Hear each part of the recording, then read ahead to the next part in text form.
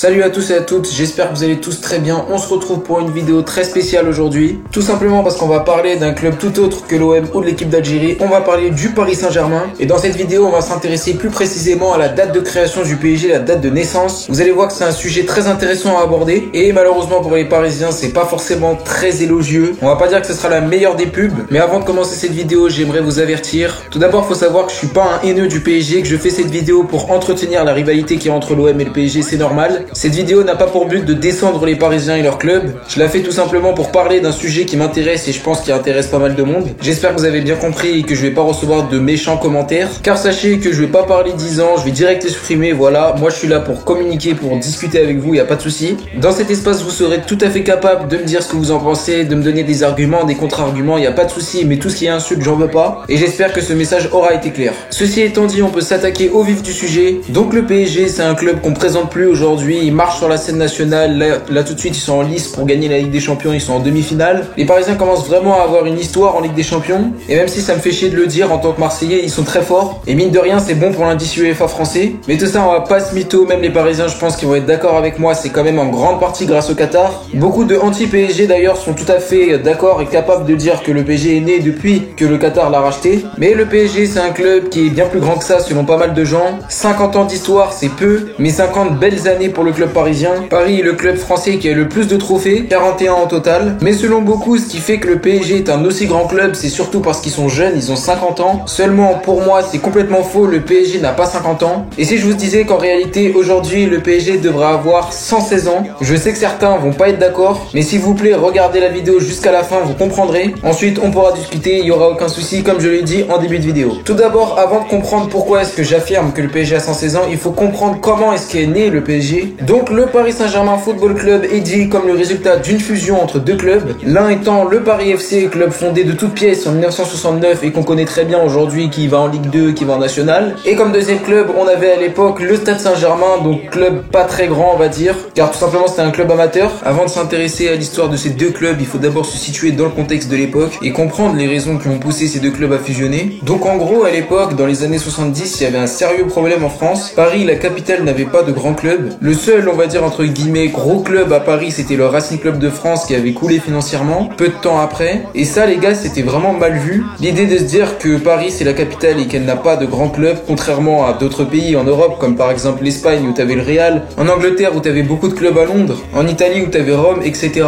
Et donc du coup, la FFF s'est dit, et se sentait obligée surtout, de créer un grand club à Paris. Et donc pour ce faire, ils ont utilisé un système qui s'appelle le système des socios. Donc pour faire simple, c'est plusieurs personnes, plusieurs dizaines de milliers de personnes à Paris qui ont financé le projet, qui ont donné de l'argent pour voir naître un grand club. Et donc le nom qui est ressorti le plus, c'était le nom Paris FC. Et en 1969, il va voir le jour. Mais attention, c'est un club fictif. Il est certes professionnel, mais il n'existe pas vraiment parce qu'il n'a pas de, par exemple, il n'a pas de centre de formation, il n'a pas d'équipe première, il n'a pas de staff. D'un côté, on peut dire qu'il existe, mais de l'autre, on peut dire qu'il n'existe pas. Et donc, pour pas que le projet échoue, ils étaient obligés de fusionner avec un club afin d'avoir une structure. Et ils étaient obligés aussi pour ne pas décevoir les dizaines de milliers de personnes qui ont donné de l'argent. Donc ils vont essayer avec Sedan va refuser. Ils vont essayer avec plusieurs clubs comme le CA Paris qui vont aussi refuser. Des clubs situés à Paris, je le précise. Et enfin, ils vont se tourner vers un club qui s'appelle le Stade Saint-Germain, donc le club qui a finalement fusionné. Donc c'est un club qui a été fondé en 1904, qui comme je l'ai dit est amateur et qui venait de monter en deuxième division française pendant la saison 69. Ce club se faisait connaître par ses petites épopées en Coupe de France. D'ailleurs, petite anecdote, avant la fusion, le Stade Saint-Germain était allé en quart de finale de Coupe de France et avait affronté l'OM et avait perdu 12-0. Et donc le Stade Saint-Germain va accepter et va fusionner en 1970 pour donner le Paris Saint-Germain Football Club. À partir de là, c'est clair que le Paris Saint-Germain Football Club, ce n'est pas le même club que le Stade Saint-Germain ou que le Paris FC. Le PSG, c'est un club à part qui est né en 1970, qui n'est pas né en 1969 comme le Paris FC ou en 1904 comme le Stade Saint-Germain. C'est un club à part. C'est le résultat d'un mariage, on peut dire. Mais il y avait un gros problème. Donc 2 ans plus tard, en 1972, il va se passer quelque chose qui va casser la fusion. Donc le PSG était situé en banlieue, à Saint-Germain-en-Laye plus précisément, et ça ça le faisait pas du tout. Et donc pour pallier à ce problème, pour pas que l'échec soit retentissant, le président du Paris FC a demandé au président du Stade Saint-Germain, donc monsieur Henri Patrel, de changer de localisation et de changer de nom aussi. Le président du PFC voulait que le club se situe à Paris et pas en banlieue. Et monsieur Patrel va refuser tout simplement en 72, ce qui va casser la fusion. Et à partir de là, c'est là où il y a un gros problème, parce que le Paris FC redevient le Paris FC et garde sa date de naissance qui est de 69, mais le Stade Saint-Germain, lui, ne reprend pas sa date de création de 1904 et même va changer de nom et va continuer sous l'appellation Paris Saint-Germain. Et c'est donc comme ça qu'est né le PSG qu'on connaît aujourd'hui. Et à partir de là, les gars, c'est clair, le PSG, c'est le Stade Saint-Germain. Mais c'est juste qu'il a changé de nom. Et de ce que je sache, c'est pas parce que vous changez de nom, que vous changez de propriétaire, que vous changez d'identité tout simplement. Et si il y aurait pas eu cette date de 72, si ce serait resté comme ça et que il y aurait la fusion 70 et pas plus, oui, là le PSG serait un club à part. Mais il y a eu cette date de 72 et c'est cette date qui va faire le problème.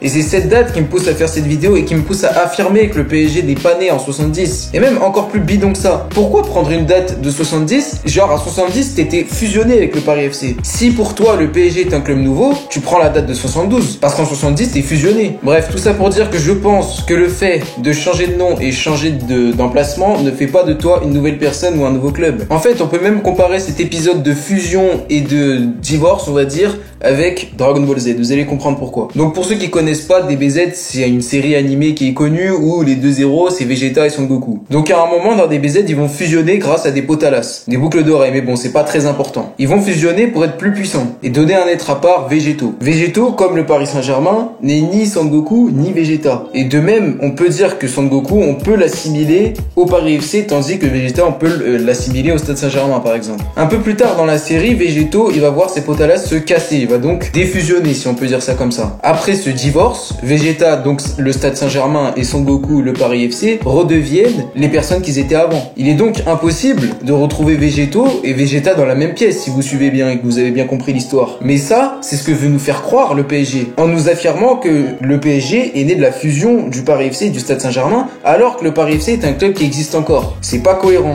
Donc voilà, moi je pense que j'ai tout dit. Je reste sur mon avis que le PSG n'est pas un club jeune, mais de toute façon, ça peut être bien vu au final pour les Parisiens, parce que si on se dit que vous êtes un club qui a de l'expérience, c'est pas plus mal en réalité. Le respect va vous revenir. Et sincèrement, je pense que à l'époque, ils voulaient pas affirmer que le PSG est le Stade Saint-Germain parce qu'ils avaient honte du passé du Stade Saint-Germain qui était quasi inexistant en réalité. Après, bien sûr, on s'en fout. Peu importe la date de création du PSG, ça reste le PSG. Elle est pas là la question. Mais cet argument de on est un club jeune, il ne peut plus exister. Ça par contre, c'est clair et net. Donc voilà les amis, n'hésitez pas à me dire en commentaire ce que vous en pensez. N'hésitez pas aussi à me donner des contre-arguments, même si pour le coup, je pense qu'il y en a pas. N'hésitez pas à vous abonner, à partager la vidéo, à partager la chaîne aussi, ça me ferait très plaisir. On se retrouve très vite, c'est Décalage. Ciao à tous.